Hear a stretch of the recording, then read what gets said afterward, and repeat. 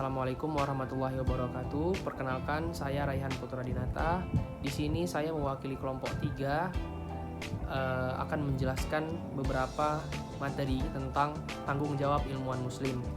Baiklah, di sini kami beranggotakan di antara lain yang pertama ada Teguh Muhammad Hanif, Teguh Ihsan Ananda, Raffi Tan Muzaki, Rifijar Amanda, dan Arfi Hidayah. Untuk itu, materi pertama akan dijelaskan oleh teman kita yang bernama T. Muhammad Hanif. Kepada T. Muhammad Hanif, dipersilahkan. Baik, Assalamualaikum warahmatullahi wabarakatuh. Di sini saya akan menjelaskan tentang tanggung jawab ilmuwan muslim.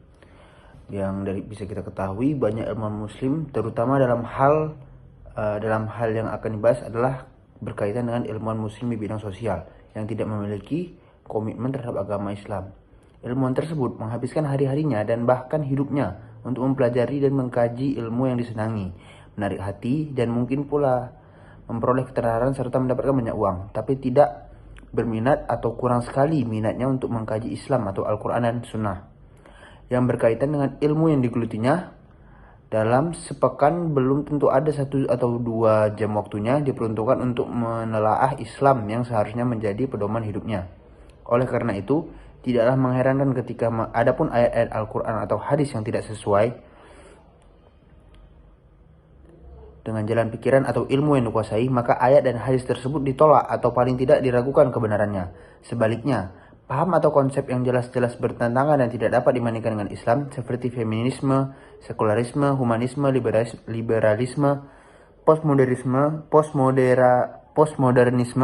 pluralisme, dan sebagainya malah dicari-carikan pembenaran dan dukungan dari agama Islam. Yang dimasukkan di sini seperti ilmuwan Islam itu dia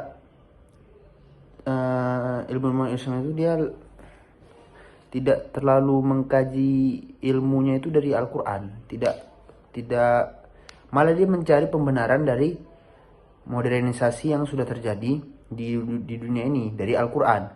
Padahal Al-Quran itu sudah diturunkan kepada Nabi Muhammad untuk zaman sekarang dan yang akan datang. Itu tidak bisa diganggu gugat. Al-Quran itu sudah begitu ditulis, begitu diturunkan, begitu di ayatnya, begitu di dalam situ, itulah yang harus kita lakukan. Tidak bisa kita mencari celah dalam Al-Quran, karena Al-Quran itu sudah bentuk sempurna dari semua kitab-kitab yang diturunkan oleh Allah. Baik, akan saya lanjutkan penjelasannya. Yang di bagian kedua itu ada banyak ilmuwan muslim yang berpikir dengan metode cara berpikir orang barat yang kafir. Mereka memisahkan antara agama dan akhirat, antara ilmu dan perilaku, antara ilmu dan etika, antara agama dan ilmu, antara agama dan ilmu, antara individu dan masyarakat, antara agama dengan sosial atau negara. Hal ini disebabkan karena mereka asal ikut saja terhadap pendapat yang dikatakan oleh pakar dari barat. Akibatnya mereka tidak akan dapat melebihi orang barat. Mereka akan selalu bergantung dengan barat serta pola berpikirnya. Apa-apa yang tidak sesuai dengan cara berpikir orang barat akan dikritik, dilakukan, atau bukan akan ditolak. Maksud dari yang poin kedua ini adalah kita ilmuwan muslim ini terlalu kebarat-baratan, terlalu mengikuti budaya barat, terlalu terpengaruh budaya barat sehingga dia tidak berpaku lagi pada Al-Quran. Dia berkiblat kepada budaya-budaya barat. Ini tidak boleh dilakukan. Memang sebagai orang hanya sekedar untuk wawasan saja, bukan ikut terjerumus dalam budaya-budaya barat tersebut. Yang dimana budaya-budaya barat ini kita ketahui itu jauh sekali dari ajaran Allah, jauh sekali dari ajaran Nabi Muhammad, jauh sekali dari hadis-hadisnya, Al-Qurannya, ayat-ayatnya, sabda-sabdanya, semuanya jauh. Dimana mereka free sex itu tidak dilarang, tidak dipermasalahkan, baru mabuk-mabukan juga dipermasalahkan. Jadi itu sangat bertentangan dengan ajaran-ajaran Allah.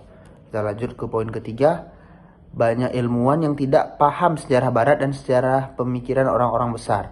Semestinya orang yang belajar sains sosial memahami mengapa timbul teori atau ide dan para ahli sosial zaman dahulu sejak zaman Yunani sampai sekarang. Ingat bahwa pendapat seseorang pun pasti berkaitan dengan teologi agama Kristen, peran gereja di masyarakat pada masa itu.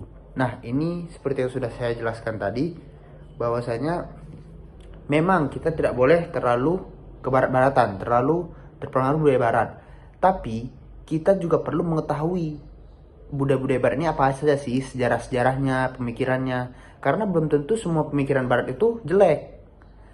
Kita bisa mengambil dari yang bagus-bagusnya saja. Toh, terkadang pemikiran-pemikiran orang besar dari barat ini bersumber itu dari Al-Quran juga. Jadi kita tidak serta-merta mencela seperti kayak misal ada penemu seperti Albert Einstein mengatakan begini langsung kita cekal pemikiran barat budaya barat. Nah, itu tidak boleh. Kita ambil saja yang poin-poin baiknya. Nah, mungkin itu sekian dari saya. Terima kasih.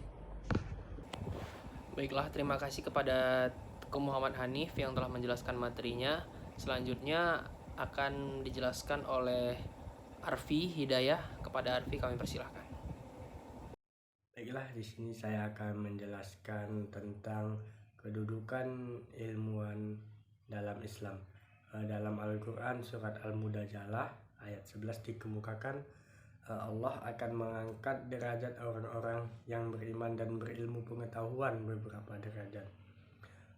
Beberapa tokoh ilmuwan dalam sejarah Islam jelas menjadi bukti janji Allah akan terangkatnya derajat mereka baik di hadapan Allah maupun sesama manusia. Adapun ilmuwan muslim yang sangat terkenal di bidang kedokteran yaitu Abu Ali Al-Husain bin Abdullah bin Sina atau disebut dengan Ibnu Sina atau diberikan julukan sebagai The Prince of Physicians yang dikenal sebagai filsuf besar tahun 980 sampai 1037. Orang alim yang beriman akan memperoleh pahala di akhirat karena ilmunya dan kehormatannya serta kemuliaan di sisi manusia yang lain di dunia. Karena itu Allah meninggikan derajat orang mukmin di atas segala mukmin. Dalam perspektif sosiologis, orang yang mengembangkan ilmu berada dalam puncak piramida kegiatan pendidikan. Banyak orang sekolah, kuliah, tetapi mereka tidak menuntut ilmu, melainkan hanya ingin mengejar ijazah maupun gelar saja.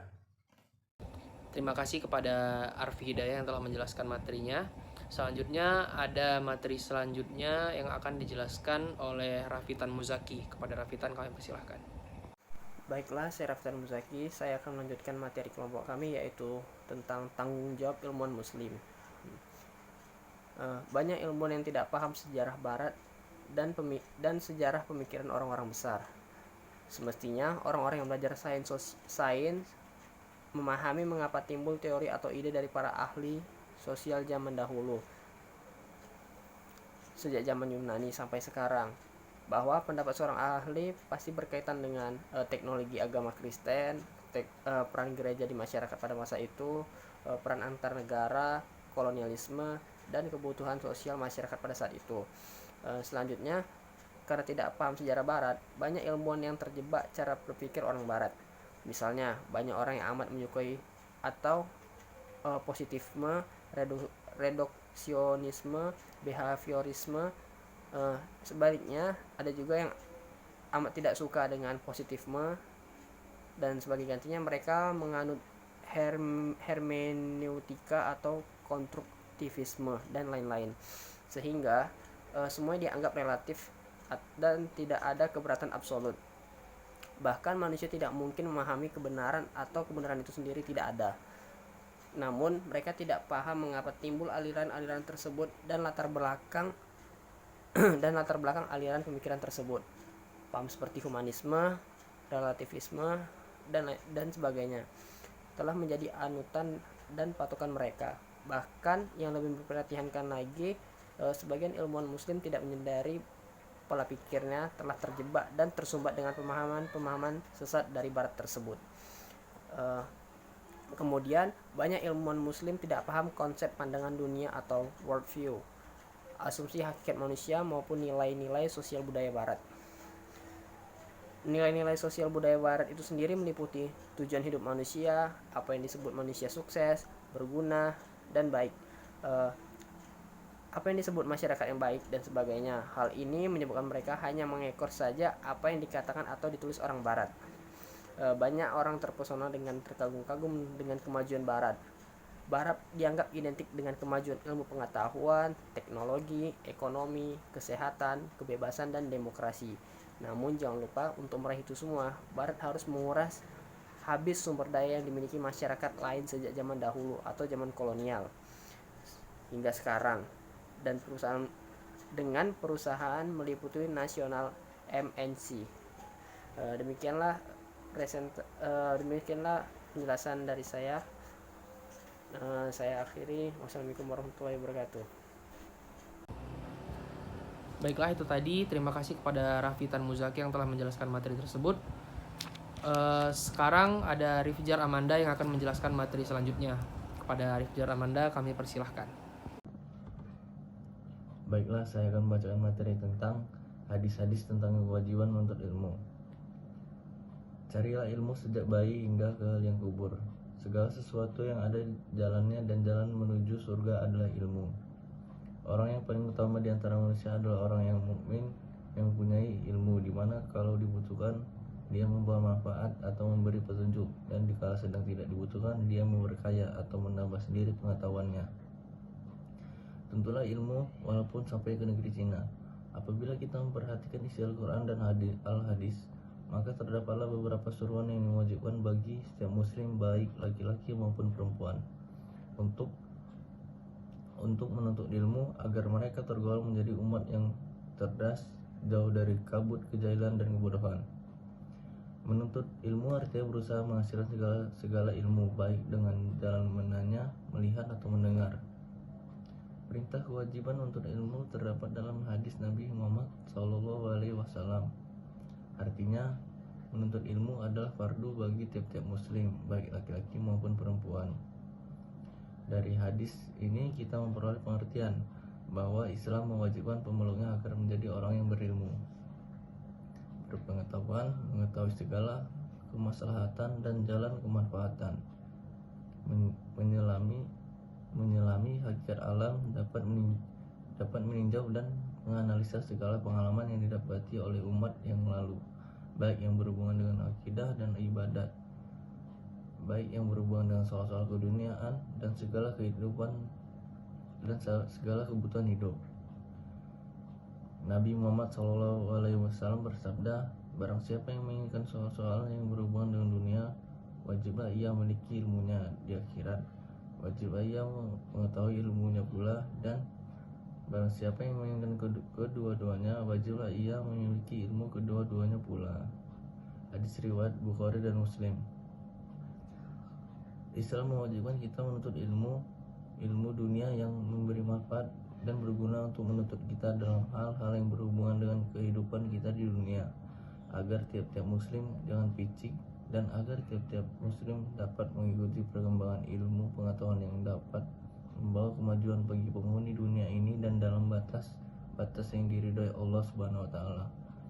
Rasulullah SAW bersabda, menuntut ilmu itu diwajibkan bagi setiap orang Islam.